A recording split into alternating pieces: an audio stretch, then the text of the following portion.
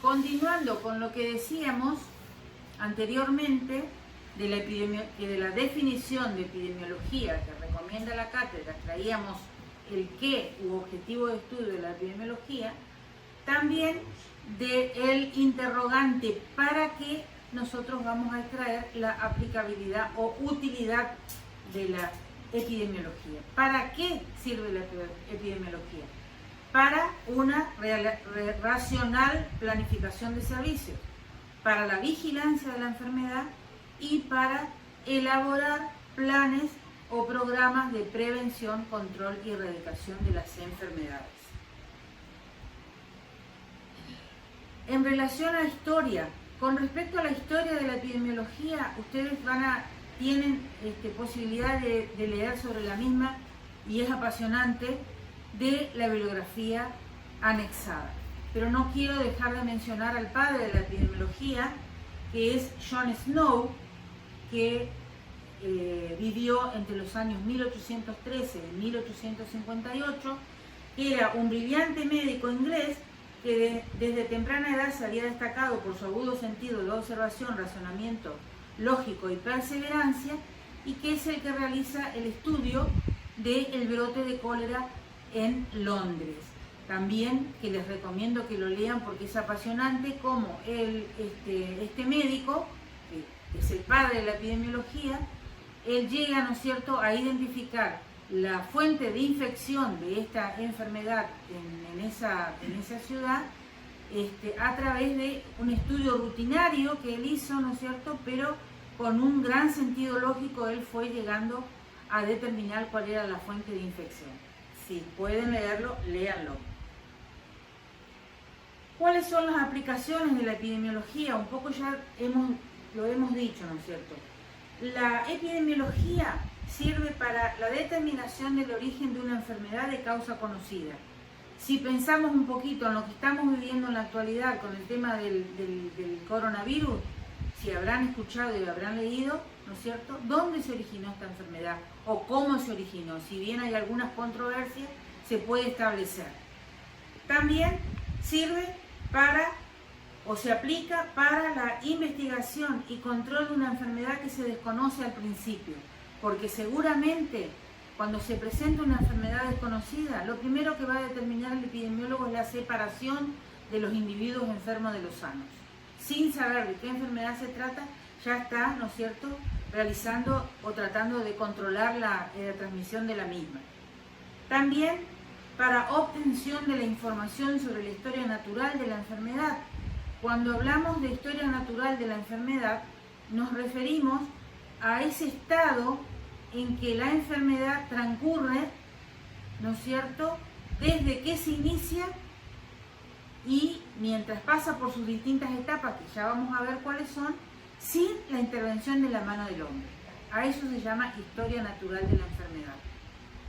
También para la planificación y monitoreo de programas de control, sabemos o deberíamos saber que una gran cantidad de enfermedades que afectan a las poblaciones animales, ¿no es cierto?, están todas bajo programas de control. Esos programas de control generalmente los realiza SENASA, las comisiones provinciales de sanidad animal y los ministerios de la producción.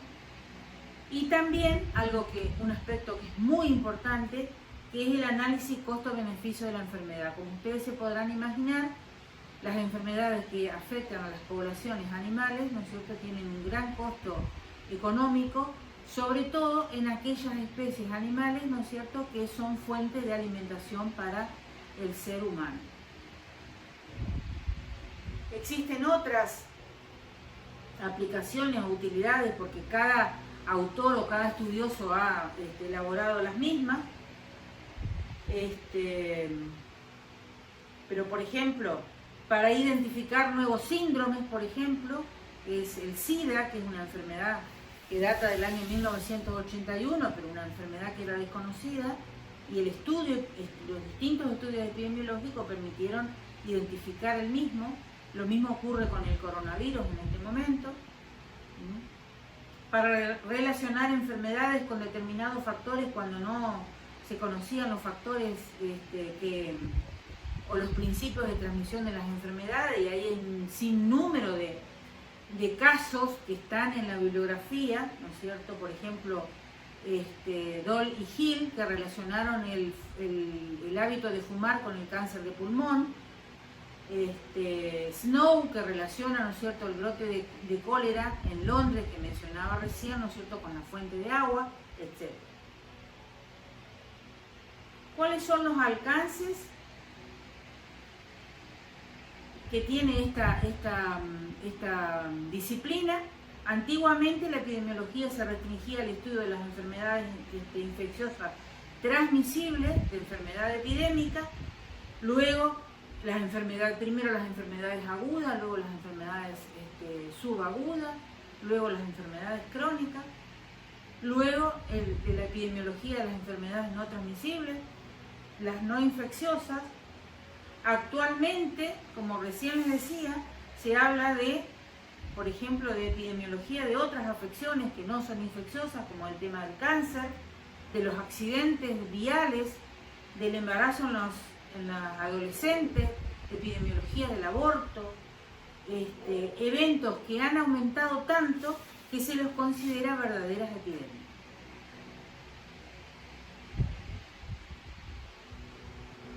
También debemos destacar que la epidemiología no se limita solamente al estudio de enfermedades en aquellos periodos en que alcanzan niveles muy altos, sino que también se estudian situaciones en que la enfermedad es poco frecuente y aún está ausente. Relaciones con otras ciencias. La epidemiología se relaciona con otras ciencias, con un sinnúmero de ciencias: física, química, matemática, geología, genética, patología, anatomía, etc. Pero es prácticamente inseparable de la salud pública. De hecho, algunos autores consideran a la epidemiología como parte de la salud pública, y de la bioestadística, que ustedes ya dieron en primer año. Además, hay un sinnúmero de ciencias que aplican la epidemiología, como son las ciencias médicas, las ciencias veterinarias a nivel de la producción agropecuaria, las ciencias económicas, las ciencias sociales y las ciencias de la educación. ¿Cuáles son los aportes de la bioestadística a la epidemiología? La bioestadística nos permite analizar y expresar numéricamente las observaciones realizadas. De hecho, cuando veamos metodología epidemiológica vamos a ver que uno de los aspectos importantes en esto es la observación minuciosa del evento en la población.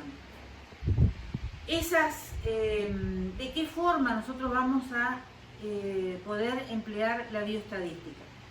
A través de la estadística descriptiva y a través de la estadística inferencial.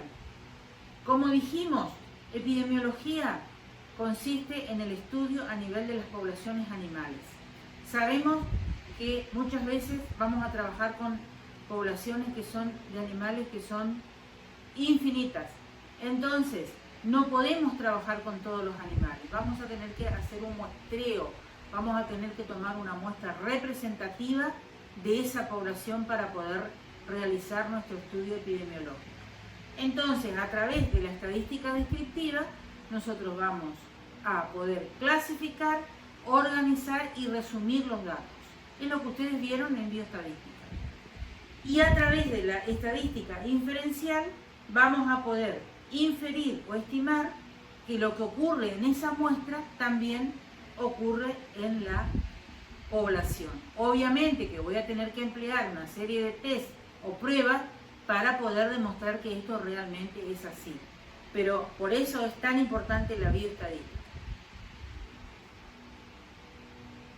El equipo epidemiológico está formado por un grupo de personas integradas mentalmente y no necesarias físicamente, con el objetivo de estudiar un determinado problema, sus componentes con funciones y responsabilidades bien definidas y coordinadas. En este equipo epidemiológico hay una serie de profesiones, dentro de las cuales vamos a mencionar los ecólogos, meteorólogos, botánicos, zoólogos, estadísticos, geólogos, biólogos, economistas, médicos, agrónomos, microbiólogos y obviamente los veterinarios, que actualmente es una de las profesiones, ¿no es cierto?, que más se la tiene en cuenta para la formación del equipo epidemiológico, porque el médico veterinario está preparado, ¿no es cierto?, para trabajar con especies animales y porque además, ¿no es cierto?, puede participar perfectamente en la elaboración de programas para el control sanitario de las enfermedades transmisibles o los productos alimenticios de origen animal para consumo humano. Inclusive en aquellas enfermedades que son de transmisión vectorial, el médico veterinario está perfectamente preparado para trabajar en las mismas.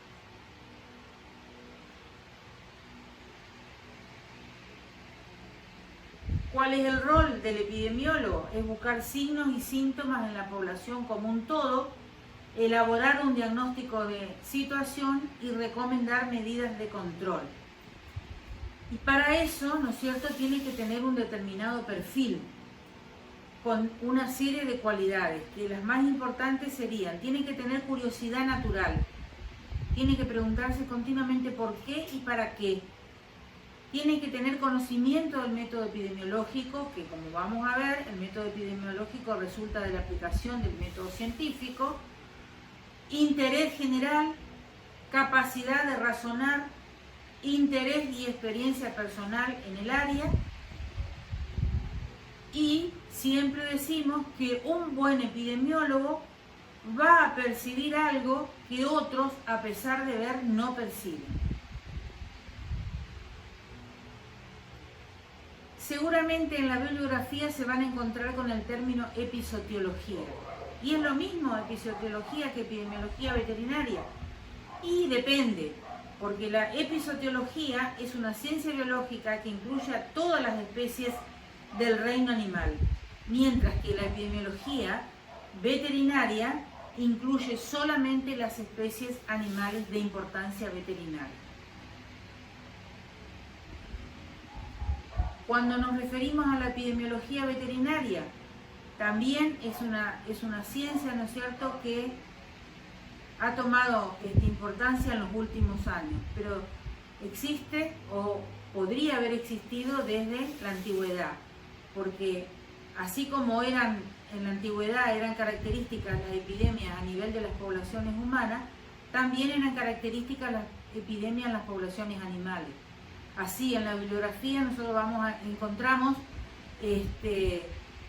datos de las epidemias de carbunco, de gangrena, de protozoosis, como son las anaplasmosis, piroplasmosis, fiebre aftosa, brucelosis, tuberculosis, que indican que ya había, ¿no es cierto?, epidemias animales en ese entonces. Hoy, la evolución tecnológica de la producción nos lleva a otras afecciones colectivas que rápidamente se convierten en epidemias, que son las enfermedades respiratorias, las enfermedades genitales, las enfermedades propias de la reproducción animal, intoxicaciones y las derivadas de habitaciones artificiales donde generalmente se mantienen los animales, las condiciones alimentarias, los manejos industriales, los aspectos genéticos, etc. En la evolución de la medicina veterinaria se reconocen varias etapas. Por empezar, la etapa clínica, en la cual el veterinario solamente se ocupaba de reconocer los cuadros clínicos. La comunitaria, cuando deja de considerar solamente el animal enfermo, sino que lo comienza a considerar en relación al medio donde se encuentra. La etiológica, cuando se descubren los microorganismos que producen las enfermedades transmisibles.